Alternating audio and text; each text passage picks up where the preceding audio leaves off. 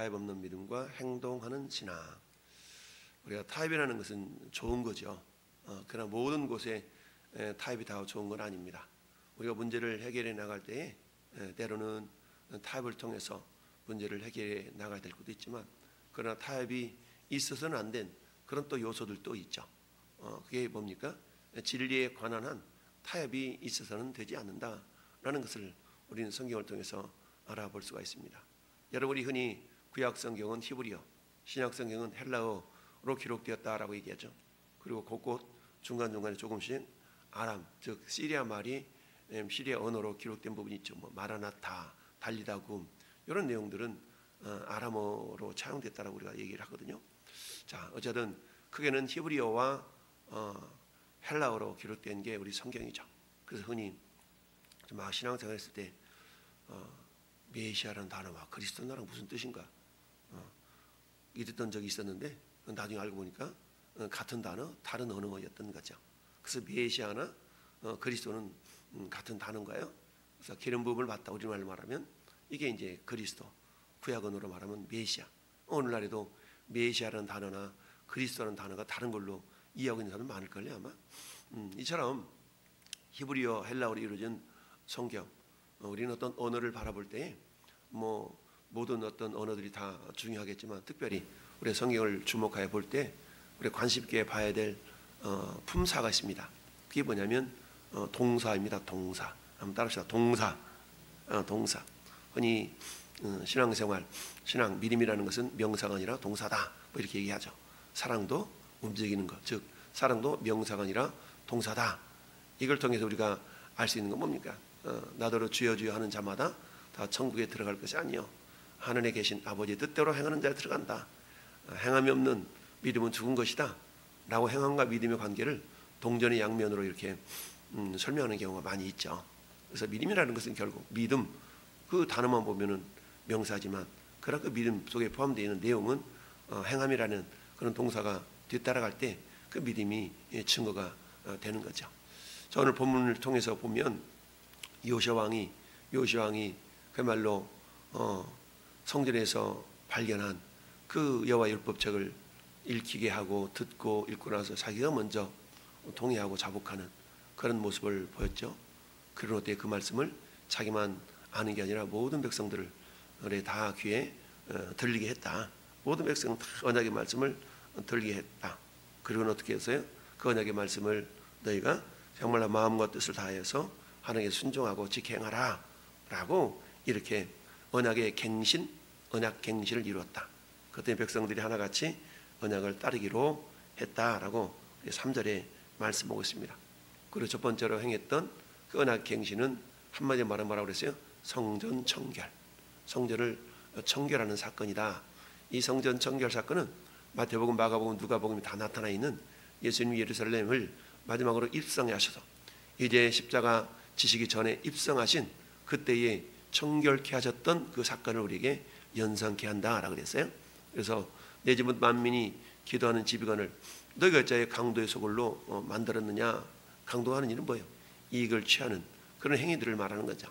이렇게 주님이 창명했던 내용들을 우리가 생각해 볼 수가 있는데요. 이어서 오늘 본문은 요시야 왕이 그야말로 신앙개혁, 종교개혁을 완수하는 그런 내용이 담겨져 있습니다.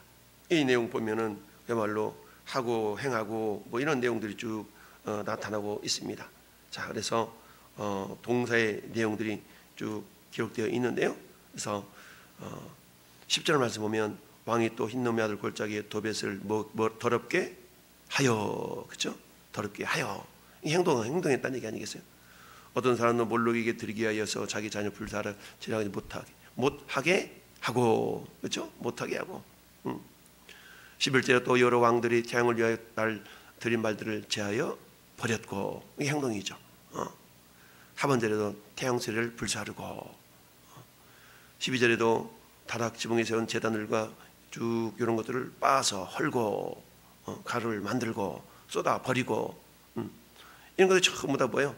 전부 다 이게 동사, 행동, 액션을 취하고 있는 것을 보게 되죠. 이 요시야 왕은 마음속으로 회개하고 자복하고 잘못되었던 것을 깨달았다면 그 다음 단계로 어때요? 그야말로 액션, 행동을 취했다라는 얘기입니다. 그저 마음속에 다짐으로 끝나는 것이 아니라 그 다짐이 어디로 옮겨졌다고요? 행동으로 옮겨졌다라는 얘기입니다. 우리 삶이 변하지 않는 까닭은 마음으로는 깨닫고 마음으로는 그러지 말아야지 하는데 행동으로 옮기지 않기 때문에 그러는 경우가 많이 있죠.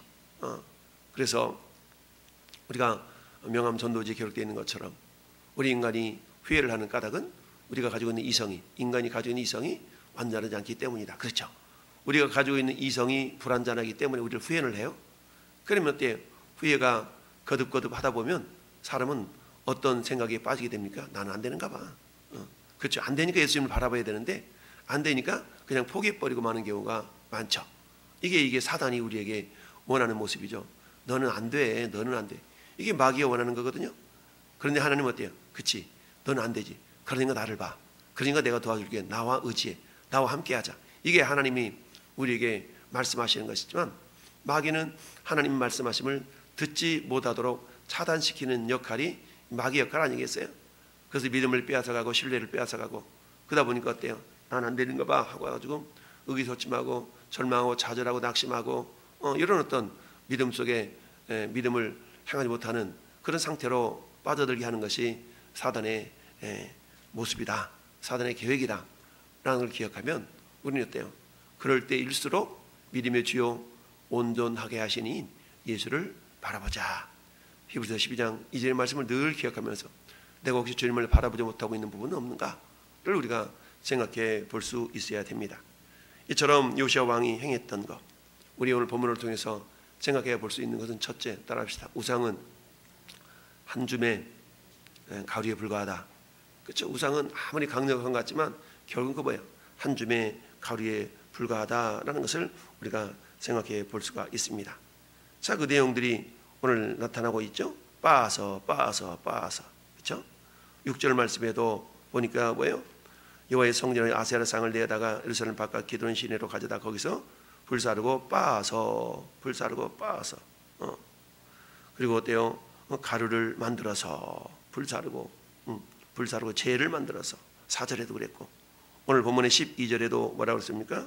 성전 두 마당에 세운 제단들을 왕이 다 헐고 거기서 빻아 내려서 그것들을 가루를 기드론 시내에 쏟아버리고 가루가 되었다는 얘기죠. 15절 말씀에도 또한 이스라엘이 범죄하게 한 느바세 아들 여로보암이 베델에 세운 제단과 산당을 왕이 헐고 그 산당을 불살라서 어때요? 빻아서 가루를 만들어서 이처럼 이스라엘 백성들, 남유다 백성, 유다 백성들이 섬겼던 우상이라는 것은 결국 아무것도 아니고 허무한 것임을 나타내주고 있습니다. 한 줌 재에 불과하다, 한 줌 가루에 불과하다라는 것을 성경은 말씀하고 있습니다. 한 줌 가루에 불과한 것을 우리는 의지하고 신뢰하고 뭔가 달라달라는 그런 경향이 있죠. 여러분 시편 115편에 보면 우상이 얼마나 허무한가에 대해서 얘기하고 있어요. 생명 없는 나무를 가져다가 깎아가지고 이것이 우리의 신이니까 이걸 해주시오 저걸 해주시오. 근데 코가 있어도 냄새 맡지 못하고 눈이 있어도 보지 못하고 귀가 있어도 듣지 못하는 이게 우상덩어리라는 것을 적나라하게 표현하고 있는 그런 시편의 말씀도 있는데요. 그런 것처럼 그야말로 오늘날의 우상은 보이는 우상이라기보다는 물론 보이지 않는 우상을 우리 마음의 성전에 이렇게 간직하고 있는 경향이 있죠. 우상이 뭡니까? 하나님보다 내 마음을 더 빼앗아갈 수 있는 것, 하나님보다 내 마음속에 더 관심을 기울이게 하는 그런 요소들이 우상일 수가 있죠. 이전에는 이 시대에는 이 성경 시대에는 눈에 보이는 형상을 깎아서 새겨서 우상을 만들었다면 오늘날에는 교묘하게 그 우상의 모습들이 우리 마음속에 자리하고 있는 걸 봅니다. 왜요? 오늘 말씀 보니까 성전에 세워진 여러 가지 우상들이 있었죠. 눈에 보이는 유형의 성전에 세워졌던 우상이라면 오늘날에는 눈에 보이는 마음의 성전, 우리 마음의 성전에 세워진 다양한 우상들이 있을 수가 있다라는 얘기입니다. 결국 우상이라는 게 뭡니까? 우리 마음이 두 마음을 품게 하는 요소들이 결국 우상이다라는 얘기죠. 두 마음을 품은 자들아. 야고보 사도도 야고보서 4장에 보니까 두 마음을 품은 자는 마치 바람에 날려가는 개와 같도다. 어떤 자 그래요? 기도하고 의심하면 그렇죠. 기도했다면 받은 줄로 믿어야 되는데 그렇지 않고 의심하는 겁니다. 이처럼 저 여러분 가운데 우리 마음의 성전에 여러분 여전히 오늘 또 우리 마음 가운데 우상이 새겨져 있을 수가 있다. 여러분 그 우상의 요소는 어떤 경우는 여러분 재물이 우상일 수가 있고요. 어떤 경우는 내 자식이 우상일 수가 있고요. 어떤 것은요 내 취미 생활이 우상일 수가 있어요. 결국 뭡니까? 우선순위에서 하나님 예배함이 기도 생활함이 말씀 봄이 뒤로 밀린다면 이것은 그런 것들이 우상의 요소일 수가 있다라는 얘기죠. 여러분 어제 우리 말씀 생각납니까? 수요일 말씀 가운데 하나님이 우리와 함께 일하고 싶은데 우리가 그 뜻을 알고도 우리 마음, 우리 일정, 우리 마음을 결정하고 결단하고 어레인지하지 못한다면, 조정하지 못한다면, 맞춰드리지 못한다면 여전히 우리는 그 모양 그 상태로 계속 지나가는 겁니다. 여러분 세월이 흐른다고 우리 믿음이 자라는 게 아니죠. 세월이 흐른다고 믿음이 자라는 게 아니고 세월이 흐르는데 우리 마음의 결단이 없고 여러분 하나님의 말씀 속에 내 마음을 맞춰드리려고 하는 그런 결단이 없다면 우리는 어때? 나이가 들어가면 신앙의 세월이 지나가면 나이만 들지 믿음이 저절로 자라지는 않습니다. 말씀에 우리 자신을 맞춰드리려고 하는 몸부림 이런 가운데 성령의 도우심의 역사가 나타나는 것이지 나는 믿음네 하고 여전히 내 행동 하나를 바꾸려고 하지 않고 이러고 있다 그러면 우리 믿음은 결코 자랄 수가 없다라는 얘기입니다. 오늘 본문 속에 나타나는 두 번째 요소는 따라서 하나님의 약속은 반드시 이루어집니다. 반드시 이루어집니다. 여러분 16절 말씀 보니까 요시아가 몸을 돌이켜 산에 있는 무덤을 보내요. 그 무덤에서 해골을 가져다가 제단 위에서 불살라 그 제단을 더럽게 했어요. 이 일을 하나님의 사람이 전하였더니 그 전한 여호와의 말씀대로 되었더라. 그 말씀이 뭐냐? 여러분 여로보암 시대 때 있었던 사건이에요. 여로보암 시대에 있었던 사건. 여로보암이 어때요? 북이스라엘의 초대 왕이죠. 하나님은 솔로몬의 신하였던 여로보암을 그야말로 북 10지파를 떼어서 한 나라를 이루게 했죠. 그리고는 너가 다윗의 길로 행하면 네 왕위가 길게 해줄 거야 라고 말씀하셨지만 여로보암 그걸 믿지를 못했죠. 그리고 때 온갖 가지 우상을 만들고 그래서 여로보암의 그럼 세 가지 있다고 그랬죠. 저 단과 베델에 금송아지 만들게 너 하나님이야 라고 우상 숭배의 죄. 두 번째는 평민으로 제사장 삼은 죄. 세 번째는 보통 날짜 7월 15일이 보통 장막절인데 한 달 뒤로 물려서 8월 15일 날 명절 삼은 죄. 이게 되게 여로보암의 죄죠. 한 번에 말하면 우상 숭배거든요. 근데 여로보암의 아들 아시아가 그 말로 병 들어가지고 죽을 병 걸렸어. 그랬더니 무당을 찾아가잖아요. 그랬더니 하나님께서 야 이스라엘에 부를 만한 사람이 없어가지고 무당 찾아가냐? 침상에 내려오지 못한다 그래. 결국 죽는 사건이 발생하죠. 그 과정 속에서 하나님께서 저 남쪽 유다에서 무명의 선지자를 보냅니다. 무명의 선지자를 무명의 선지자를 보내서 진단하고 점검하는 내용이 나오죠. 그러면서 이 선지자에게 뭐라고 얘기합니까? 너는 가서 이 말만 전하고 뒤도 돌아보지 말고 거기서 음식 먹고 가. 그런다 할지라도 결코 먹지 말고 그냥 와. 알았지? 돌아오는 길이 어때요? 거짓 선지자가 나타나가지고 하나님이 나한테 너 대접하라 그래서 해가지고 들어가잖아요. 그 먹으려고 하는 순간에 빙의가 돼가지고 하나님 말씀하시잖아요. 너는 어찌하여 내 말을 듣지 않았냐? 결국 어때요? 사제에 물려 죽죠. 그 선지자를 얘기하는 겁니다. 그 무덤인 거죠. 그러면서 요시아가 이르되 내게 보이는 이것은 무슨 비석이냐 하니 성읍 사람들이 그에게 말하되 왕께서 베델의 제단에 대하여서 행하신 이 일을 전하러 유다에서 왔던 하나님의 사람의 묘실입니다. 이르되 그대로 두고 그의 뼈를 옮기지 말아라 하며 우리가 그 뼈와 사람과 사마리아에서 온 선지자의 뼈는 그대로 두니라. 여러분, 자, 이 여로보암 시대와 지금 요시아 시대는 몇 년이 흘렀어요? 몇백 년이 흐른 거잖아요. 그런데 하나님은 우리 한번 앞으로 가 볼까요? 열왕기상 13장, 열왕기상 13장 1절 2절 시작. 보라 그때에 하나님의 사람이 여호와의 말씀으로 말미암아 유다에서부터 베델에 이르니 마침 여로보암이 제단 곁에 서서 분향하는지라 하나님의 사람이 제단을 향하여 여호와의 말씀으로 외쳐 이르되 제다나 여호와께서 이같이 말씀하시기를 다윗의 집에 요시아라 이름하는 아들을 낳으리니 그가 내 위에 분향하는 산당 제사장을 내 위에서 제물로 바칠 것이요 또 사람의 뼈를 내 위에서 불사르리라 하셨느니라. 누가 나타난다고 그랬어요? 다윗의 집에 요시아라 하는 이름하는 사람이 나타난다. 야, 오늘 본문의 왕의 이름이 누구예요? 요시아 왕이죠. 요시아 왕이 종교 개혁을 일으켜요. 그러면서 또 마지막 20절에도 또 거기에 있는 본문에 돌아와서 산당의 제사장들을 어때요? 다 제단 위에 죽이고, 그 말씀이 그대로 이루어진 거죠. 사람의 해골을 제단 위에서 불사르고 예루살렘으로 돌아왔더라. 자, 이처럼 19절 말씀에도 전에 이스라엘 여러 왕이 사마리아 각 성읍에 있어서 여호와를 경노하게 한 산당을 요시아가 다 제거했어. 다 제거했어. 이처럼 하나님의 약속은 반드시 이루어진다. 아들 낳은 이름을 임마누엘이라 그래라.